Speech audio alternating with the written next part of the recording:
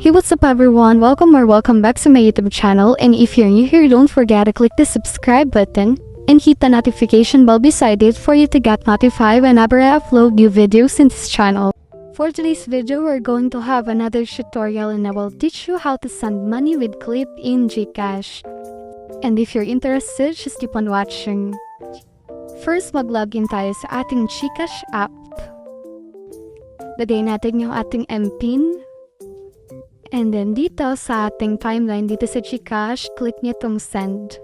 Usually ginagamit natin yung X%, pero dito sa ibaba niyan makikita niyo yung send with a clip. Dito sa send with a clip, marami ditong clip na pamimilian para lang kayo mag-upload ng sarili niyong clip. Ayan, may or attached clip dito sa baba. And then may mga things dyan. Dito na nakapipili. Then, pwede rin kayo mag-add ng message kung meron kayong message dun sa pagpapadala niyo.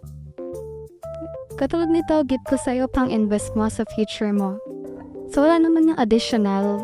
Kung gusto nyo lang merong ek-ek yung pagsasend nyo ng money sa Gcash. Pili lang kayo dito, pwede nyo i-change yan. Marami dito, makakapili kayo ng iba't ibang clip. Kapag nakapili na kayo, lagyan nyo na yung number na pagpapadala nyo ng money. And then yung amount.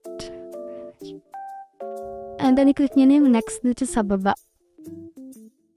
Then double check nyo lang and then click nyo na yung send. The recipient's initial search for validation. Please make sure the information entered is correct. And then click nyo na yung send kapag okay na, and then yan. By the way, meron din akong tutorial kung paano maka-clean itong send with a clip. Kasi yung iba, nagtataka sila kasi walang nag-a-appear sa kanilang money or wala silang nai-receive. That's it for today's video. Thank you for watching and don't forget to click subscribe.